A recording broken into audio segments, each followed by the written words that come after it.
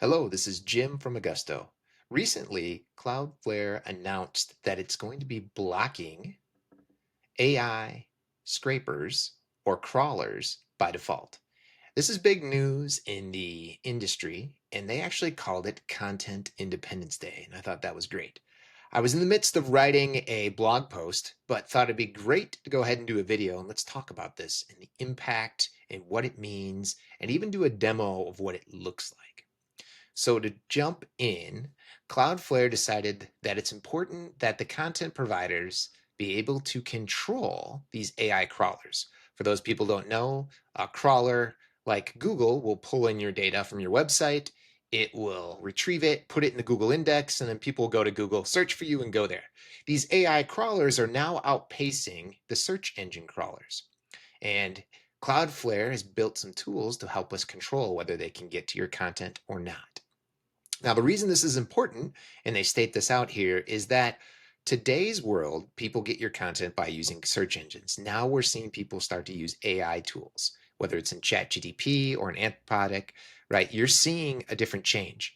And a great example they talk about, it's worse as AI, it's 750 times more difficult to get traffic than the old Google world. Well, what's happening? What's happening is increasingly users are consuming derivatives. They're not getting your full content. From Google, you might search up some things about Augusto Digital, takes us to our site, and you're seeing our content.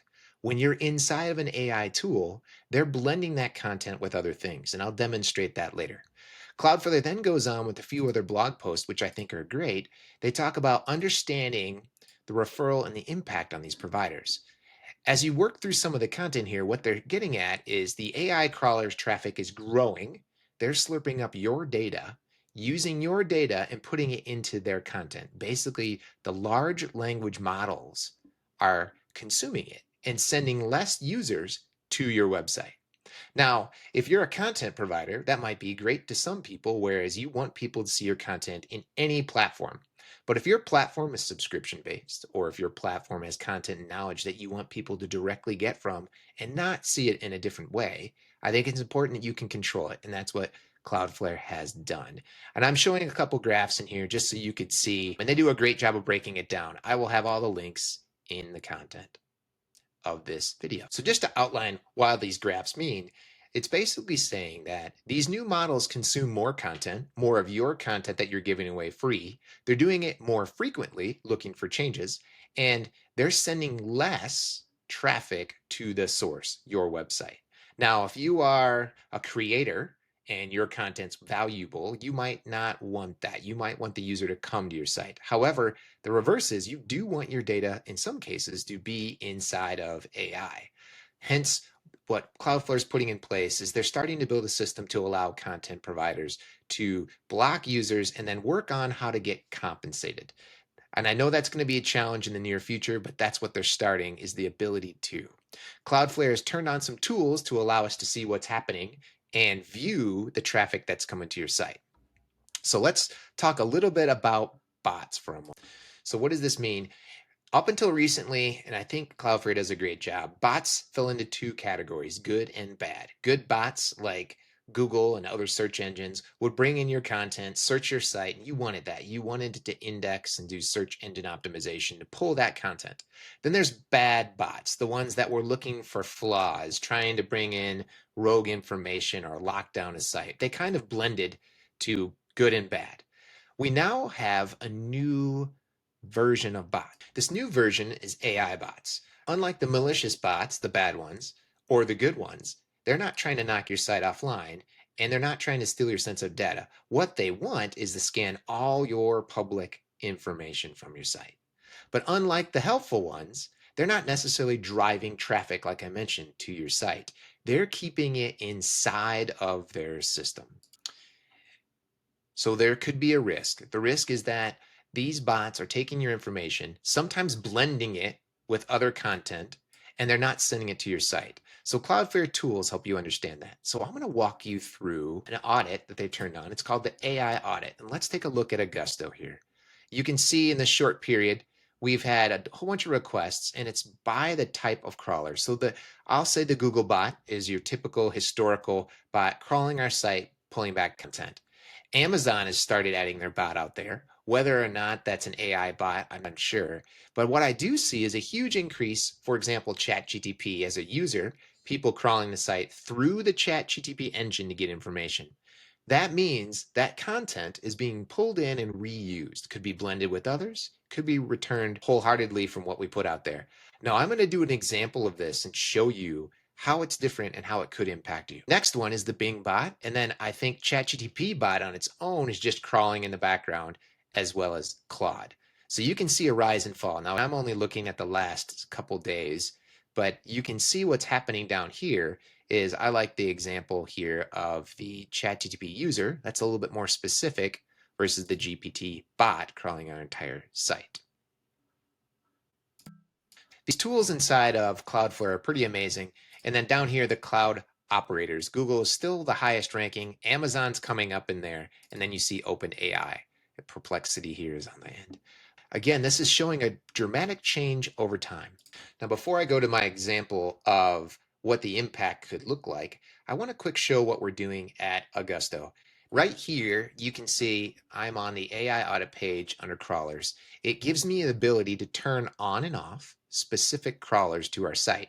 This is pretty intensive because I could say I don't want Claude to actually track our user. So I wouldn't let Claude go search us because we'd block them. Or the same with Claude's search bot or their bot itself. I won't turn these on long term because at Augusto, we haven't really made a decision. We like our content to get out there. We like to have SEO recognition. But if we were charging for our content or giving a blurb away and then offering a paywall, some of these things we lose control of. So let's actually look at what that means. From a technical perspective, I showed you the list where I could turn it all off, and I can easily here on the homepage manage AI bot traffics with the robots.txt. That's the tooling that allows Cloudflare to turn on and turn off that search option or crawling. Now, what that looks like on Augusto is we haven't done anything. We would like any agent to go to our sitemap and crawl our content. And again, we haven't made a decision whether or not we want to block or allow it. That doesn't really impact us like maybe some other larger content providers. So let's follow down this path and see what it looks like when data is returned outside of Google. All right, for my demo, I'm going to go ahead and bring up a recent blog post that we put out there around Claude Code, right? From prototype to impact, lessons from an AI news summary tool built with Claude Code. It's a blog post we recently put out. It talks about Claude Code. It kind of puts an opinion of what it does, how it works, and it's a video demo of what we learned while we did it. It's a great way for people to see Claude Code. In a normal world, let's go to Google and let's say, what does Augusto Digital say about Claude Code? I'm just going to search Google and let's see what our response is. As you can see, we came up number one, obviously Augusto Digital. It was updated 7 days ago, and it pretty much shares a link directly to, and you can see we got other links in here. Brian must have posted on it. But if I click on this, it takes me right to the site. So it was indexed by the Google bot. The Google bot gave us search results. The search results brought us to this web page. I could read more. That's been the construct on the web for quite a long time. So let's now move to what we'll see from a ChatGTP perspective. So I'm in ChatGTP. So I'm going to ask the same question I did on Google. What does Augusto Digital say about Claude Code? Now, here it's going out, and this would be the GPT bot dash user, and it comes back and says Augusto hasn't actively explored Claude Code or these other tools. Now, it does say that we did do a blog post titled From Prototype to Impact, and it talks about and summarizes using Claude Code. Now, notice here, it didn't send me to that link. Now, it showed me where it found it. I could hover over this and it has a link, but this content blended what it thought, that we haven't done anything with Claude Code or haven't actively explored it, or taken us to that page. It's not like a quick link. I would have read this, said, hey, maybe Augusto did or did not work with Claude Code. It's not very apparent in this link here. It's not a direct link. I've stayed in the system. I may or may not ask more questions, but I'm not driving traffic. And Augusto's information didn't fully make it into here. It's not talking about what our perspective is. So let's do the second thing. This is an example of ChatGPT. Let's move over to Claude. Now, I ran the same thing to save us some time. I says, what does Augusto say about Claude Code? and it searched for information on the web, and it brought back a link to Augusto Digital and Cloud Code. You can see a couple things. One, it had a couple links to our blog posts, but it didn't actually get to the one that we recently did with Cloud Code. Maybe the top one did, but it's the search.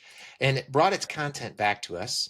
It says, I can't see that my search results had anything, but it does talk about right here a GUI for Cloud Code when we did this demo and blog post. So this one actually it actually brought the right content back that we did do a blog post about it, but it didn't actually link it for me. So wasn't able to find anything directly about Cloud Code, even though it knew about it here that we did an actual blog around it. So again, you're seeing that your content's being drawn in. It's not sending me back to the website. There's not really a big link in here that says, go check it out, or maybe send me to a result. So what does this mean? It means that we as content providers, developers, or people in this age need to think about how these tools are impacted or impacting our content choices and what we do on our site. So I hope this is informative. Take a chance, read the blog post. I will share all this content as well.